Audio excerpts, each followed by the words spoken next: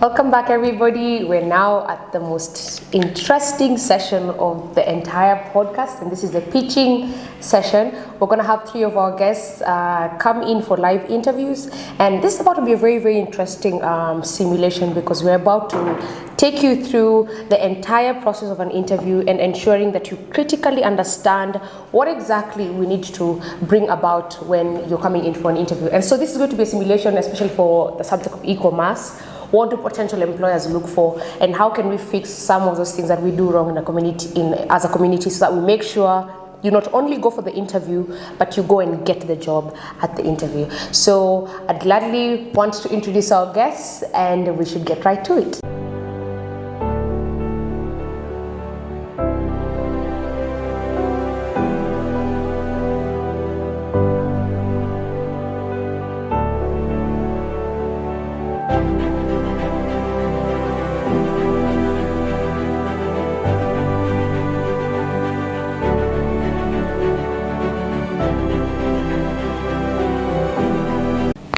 Now we're going to have our contestants come in one by one as we hear their pitches. All the best to our 3 contestants, and let's see how it goes. Guys, I'm Albert Nicholas Mirindo, from a 4th-year medical student from Masinde Muliro University, specializing in laboratory medicine. And here at Amali, this is where my story begins. Thank you.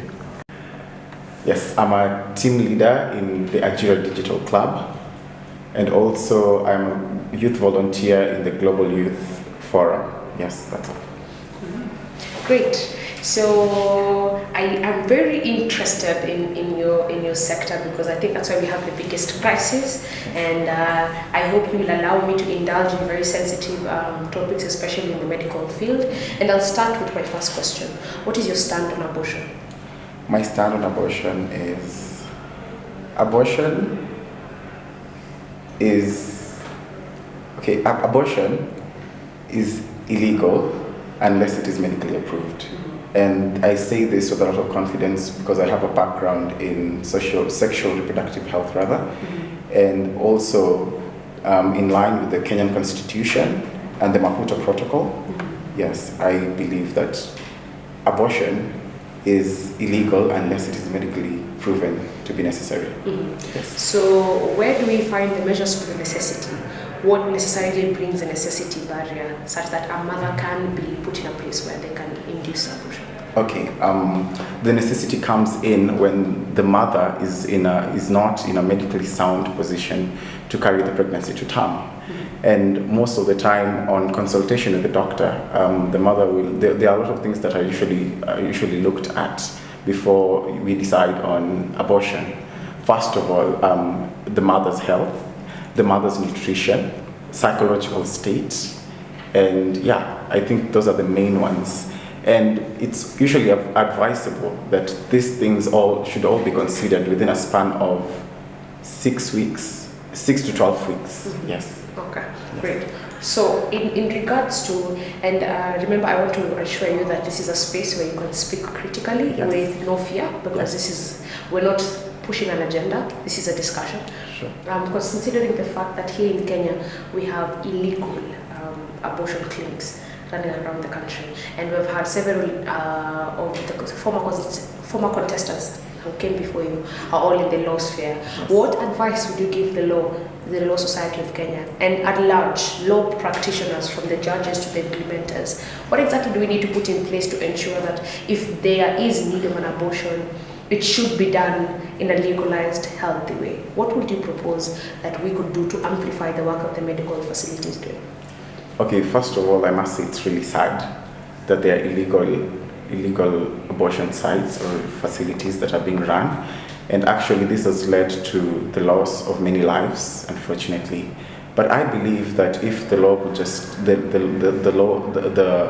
government in conjunction with the judiciary could just team up and put down regulations, and let them put regulations that will ensure that all all the practitioners or all the healthcare providers who are providing the abortions, the medical abortion service, are licensed and they are appraised on a regular basis, just to ensure, and they should also conduct assessments in the facilities that the abortions are being carried out. And I think that will help reduce the number of illegal facilities or the malpractice that we're seeing in there. Yes. Okay, so let me divert a bit, because I want us to categorically ensure that you put into us opinions that are very much all-rounded. Are you aware of the current suicide rates we have in the country? Not quite. Yes. But it's a handful. It's a handful. It's a handful. So categorically, considering we're speaking on a youth agenda here at Amali, we have exceeding suicide rates per se. And I had highlighted with the former contestant a case like Jeff, where we barely know if it was an actual suicidal fall or was it him being pushed or whatever the circumstances. We have also had lovers that are killing each other in campuses. We've also had girls who murder themselves, or rather they commit suicide in their dormitories, in their sub-cubicles when it comes to school. What do you think is pushing these young people to their suicide? I think that brings me to the matter of mental health.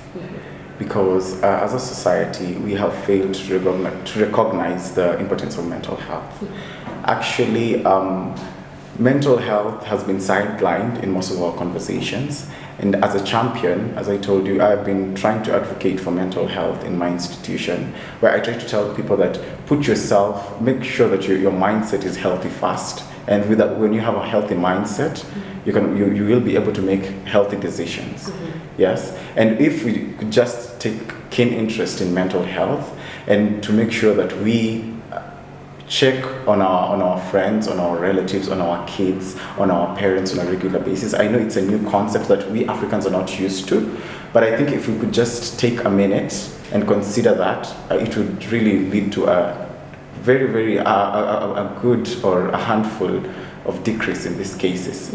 Because I believe most of the youth are going through stuff, but they don't have people to talk to. Because more so, I will speak for the boy child and maybe the girl child in this case, mostly in campus. I go through something, but I'm afraid if I speak it out as a man, they will say I am not a real man, or I'm less of a man. Or as a lady, the other classmates or my other friends will start gossiping about me, and I don't want to be the talk of campus. So I take it out on myself instead of speaking it out. And well, somebody might argue, but well, we have guidance and counseling services.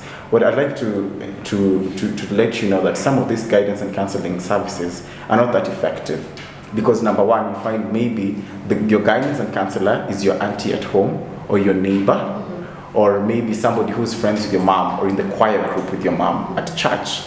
And so you will go out innocently to share out your problem. You'll take that initiative to go share that problem. Maybe you're going through something, an addiction, you're trying to fight something, and you go share it out. But the next thing, you realize that you're the talk of town. The service provider goes and shares it maybe with your friends, or your relatives, or your mom, and the consequences are dire that you cannot really handle. And so you will not appreciate the guidance and counseling service, or you will rather just you would decide to keep things to yourself because you're getting no help at all. Okay. Yes. There's a statement you've said that when men speak about their emotions, they're considered less of a man. And I want to highlight on that because I believe we have a very big number of young men that are going to be seeing this particular context. Now, we have a current ongoing issue where we sort of, as a society, do not know where to put the borderline between feminicizing our men and we say masculinizing. No, it's not the correct. Like making our men a bit more feminine and making our women a bit more masculine, just because the gender parities have interchanged. And where do we draw the line in seeing when a man is now becoming? I'm not saying you're not supposed to identify with the femininity, but where do we draw the line between when we can recognize a man explaining his emotions and a man being a bit more feminine? because I do believe we have lost the masculinity of our men in our society currently. And it's not in regards to them speaking about their emotions, it's in the regard of, it's like we have very, very misplaced priorities amongst our young men. So what's the borderline? How can I tell the difference? Okay, a young man who is genuinely speaking out his mind and speaking out his situation, you just see it from the face, and you can just tell, and from how they're speaking. I mean, if I am going through something that is really, really tormenting me, and I take that bold step to share it out, you can tell that this is a man who's speaking out. But you see somebody who's really feminized will always be petty. Petty, you always just complain about things, talk about stuff, complain. Yeah, there's no resilience. For a man who is going through something, you'll see there's at least some effort that they've put into try and mitigate this or try and curb this thing that they're going through. But then they have reached their extreme of limits, and that is now where they take an initiative to come and speak out and say, by the way, I'm going through ABC, and I think maybe you guys will be able to advise me because I have done 1, 2, 3 and it's not working out. Yes. Okay, interesting. So do you think the current situation where we are, especially the medical facilities, apart from our young students taking the medicine course, there has been an outline decrease of students joining the STEM. It's more of right now, if our young people don't want to study, it's either they don't want to study or they want to take, and I'm not saying there's a small and a bigger course, but we are having more and more students not getting into the medicine facility. And so what would you advise us, if we're trying to push the agenda for young people to get into STEM, because soon enough we're not going to have doctors, we're not going to have proper nurses. How would you advise us to go about it? What can be used to make sure we still embrace this very noble cause? Embracing this noble cause comes at a cost, and I think I speak from a medical student's perspective, and I think every medical student watching this will agree that most of our learning institutions, medical learning institutions, are not well facilitated, and in most of the cases, you find that they might want to admit many people to join in, but then the facilities are some sort of a stumbling block. And receiving a very good example. Yes. So you find that in the long run, the quality of education that the medical students are receiving will be adulterated or compromised. You can't compare the quality of medical education that we're receiving now to that which was being dispensed like 10 years ago to 20 years ago. Because right now, I think most of the budget, when they're doing their budgeting, the allocations to the medical facilities is sort of like minimal. And so the institution kind of like struggles to stretch. And so you get a clear example. When I joined campus in my first year, we had many people who wanted to do the course that we did. But then along the way, they could not accommodate all of us. They had to minimize the number because of one reason or another, the shortages of labs, reagents for learning, maybe the staffing in the university. So when you put all this together, you realize that in as much as we would be ambitious and we would want to pursue the medical field, but the resources are limited. So if we solve the matters of resources in our medical schools and really bring out the quality of education in our medical fields, I think we'll be able to solve everything. Okay, great. Yes. So, considering the fact that today we were dealing with e-commerce, how would you interject the medical facility to e-commerce, and how can e-commerce be helped or rather be integrated to your line of work? Okay, that is very interesting actually. So, let me tell you a brief story. A friend of mine went to the hospital. And actually, a friend of mine, let's say, a friend of mine got ill. And then as a typical African, you don't go to the hospital the first day. You obviously go to buy some Panadol, Piriton or something. And so he did that. And until maybe the 7th day now, when he was now getting overwhelmed, he decided, no, I'm not going to go to the hospital today. I'm going to go to the hospital tomorrow.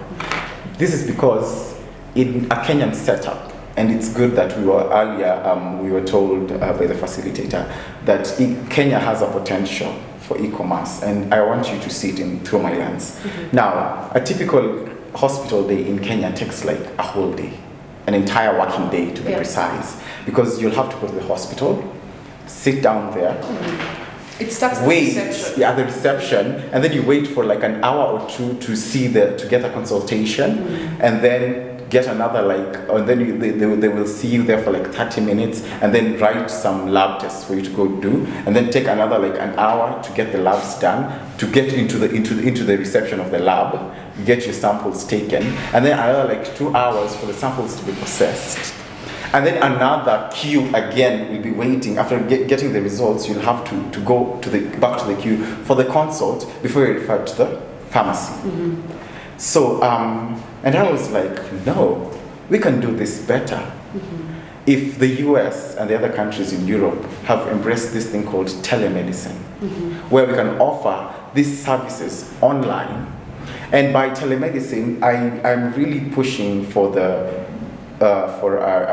safe space for the youth, because this friend of mine really had hemorrhoids, and going back to the patient-doctor confidentiality that we were talking about earlier, you see the doctor, but the doctor is somebody who is in the community with you, and after your diagnosis, after all this process, your story will still be shared out there. And so I think, no, we can make a change. I know there have been companies and there are medical institutions that have tried to embrace telemedicine and telehealth, but I feel that through e-commerce, we can now make it better. We can develop a toll-free app, an app similar to Nena na Binti or Auntie Jane, such like apps. But you see, Auntie Jane and Nena na Binti are only restricted to the female side, the girl child. But this would include everyone, most of the youth, both male and female. And so in such a way that if I have a flu, for example, I don't have to go to the hospital and queue with somebody who has gotten an accident. I'll just go to the app that we have developed in conjunction with the local facilities that will be able to be registered and to accept this app, and dial the toll-free number and get a consult without knowing the doctor, and anonymously, without having to go to the hospital. And I will get my diagnosis there unless it is something critical that I need to be checked, that needs thorough checkup by the doctor, physical checkup. That's when I'll have to go there. And you see, this will help to reduce the traffic in our hospitals, because most of our hospitals are really, really jammed up. And it will also help to increase the efficiency and the effectiveness of our healthcare service delivery system. It will also open up job opportunities to other youth, because we have receptionists sitting in their homes who do not have jobs. We have medical practitioners of many of different cadres in their homes, and they do not have a place because of unemployment. So I think that this will open up, because if we have like maybe 20 doctors free for consult, we can have 20 patients being consulted at the same time, and a very few traffic in the hospital. And I think with the current advancements in the field of medicine and health, I think we'll also be able to integrate other sectors of the medical hospital, the pharmacy. I see now there's a new invention called curology. Yes. They have already started that. And I think it's also possible to do that in Kenya, because that is my dream, that one day you might be able to walk out of a hospital feeling satisfied that, hey, today I really feel satisfied with the results that I've gotten from this hospital. Yes. And that today I don't feel like I'm going to be judged. You see, and by all this, we will be creating as a community where people feel safe to approach people feel safe when accessing the medical services, and I think this will change the narrative a big deal. So if I could add some additional more of information to your analysis. So I want us to look at this. In my research, we were looking at e-commerce and where Kenya is at e-commerce. And it's surprising, and why I think I had earlier said I was very interested in the medical facility, because in Kenya, the pharmaceutical sector has really embraced e-commerce. And last year, the biggest players in e-commerce were three companies in the country that had done, actually, they account for 33.5% of all the revenue that we got from e-commerce as of last year. So the first company was mydawa.com, if you know of it. Yes, I know. And they picked up a revenue of around $8.9 million only. And that was just for the 2021. So basically meaning during COVID time, the revenue might have been up. Yeah, then followed by Jumia, and then followed by phoneplacekenya.com. So I'm thinking, if mydawa.com can give you an opportunity to work with them, what would you do? What would you want them to do to change the narrative when it comes to the medical field and e-commerce? Okay, first of all, if I had the opportunity to work with mydawa.com, I think that would be so lucrative because there are a lot of things to do with that space as a medic. First of all, I would integrate other members of, in the hospital we have different cadres. And speaking of mydawa, it's dominantly pharmaceuticals, meaning it's dominantly it's dominated by pharmacists. What if we bring a nutritionist? Bring in what do we call them? A medical assistant or a medical officer who would be able to do general diagnostics. Yeah, via the what do we call it? The devices we have, maybe on screen, and also this will help mydawa also to reduce the wastage on the errors, prescription errors. You see. And also, we would also integrate, what do we call it? We would integrate the guidance and counseling for people who are maybe on antiretroviral therapy or those who are going through various treatments. And I think these cadres, if they were to be integrated in mydawa, I think mydawa would also be able to realize a very great profit and to be able to make a great profit that their business would boom. All right. Yes. So being now here at Amali and being given a place to get into a mentorship program, what do you think you would want to do with Amali to necessarily amplify your personal goals towards self-development, youth development, and national development at large? Okay, on youth development, I feel like I'm going to stick with the point of youth-friendly services, healthcare services, because I feel that the youth, most of the youth population, they fear going to the hospital because they realize that they are not safe, and when they share out their story medically, they feel that they're not really, the patient-doctor confidentiality is not there. So with this mentorship that I'll be given this mentorship rather, I would like to work on establishing youth-friendly healthcare institutions in our campuses. And these youth-friendly institutions will have youth-friendly staff who are youth, who understand the youth, who are able to communicate with the youth, who are able to blend with the youth and understand the needs of the youth, who would be trained to be non-judgmental. They would be open to everyone and anyone. They would be willing to help everyone at their point of need. And also, from a national perspective, I believe that given this empowerment, I would like to encourage all the youth and maybe just to bring some sort of hope to the youth and tell them that it doesn't matter what you're doing, you can play a role in changing the society. Why do I say this? Telemedicine could not have been telemedicine without the tech side and the medical side. We needed to have all these parties play a key role equally for us to have telehealth and telemedicine. And I believe that if we encourage the youth, because I have interacted with a lot of youth, as I said earlier, I'm the campus ambassador for DevTown. DevTown is a company that teaches the youth. So as a Amali community, given the opportunity to participate in the healthcare sector, what changes would you want to see or make in the functionality of the healthcare sector? Thank you for that question. The good thing about Amali is that we're very much all-rounded. And apart from engaging the medical sector with human health, we also thought of animal health, which is in prospects to agriculture. And one of the key things that we were able to highlight is that we were looking for medical students that are categorically practiced in the agricultural center, because I believe as of now we do have enough civic education. Okay, not necessarily enough, but we have ample civic education when it comes to human health.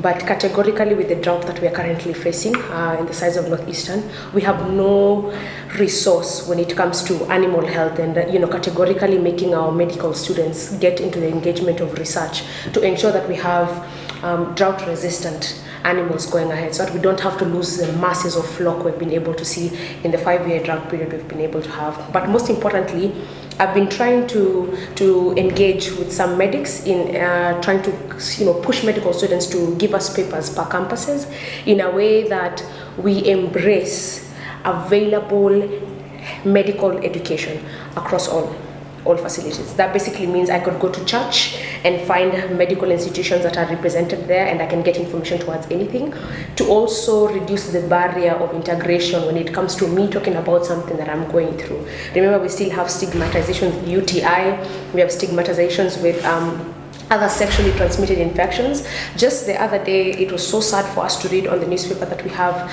super gonorrhea running around this country, and you'd wonder, where exactly is it coming from? We are amongst the very few countries that are dealing with such a hyperbole sort of disease, and the availability of this information is going to be critical in ensuring that we allow the youth to understand that it is particularly important for you to protect yourself, and not protect yourself particularly because of the disease, but all-roundedly to know exactly what you need to prevent yourself from getting, because it's not just the HIV.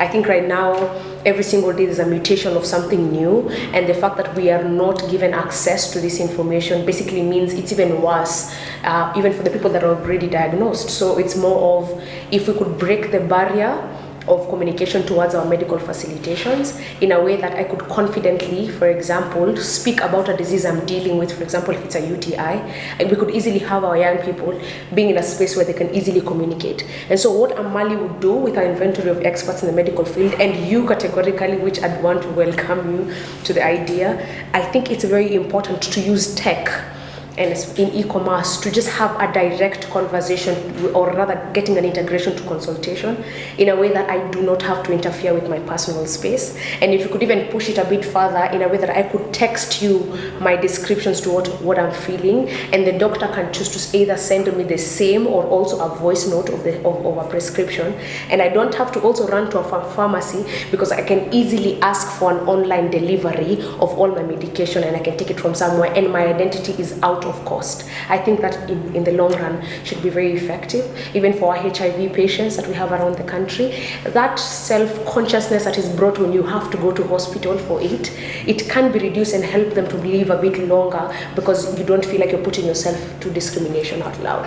So as a community, I feel we'd want to embrace such challenges. And I think I'll highlight, just the other day we attended the Rare Disorders Kenya, and another sad part is that Kenya has no information that we have quite a big population of individuals that have very rare diseases in the whole globe, that we cover a good 1-2% of even young kids that have very insane diseases. And if we don't know about them, we allow our kids to stay with these diseases for so long, and by the time you try and figure out the disease, you're already at the dark stages of it. So if we could have availability, our medical students should be in the front head of always telling us about anything new in the medical field, so that we can also know, even when it comes to food and nutrition, we need to know, instead of me running for Panadol, is there a herb I could easily integrate that could give me the same results? Yes. So I think for us, Amali is really working on ensuring we have that integration. It would really be of help, because the most affected people in this disease are young people.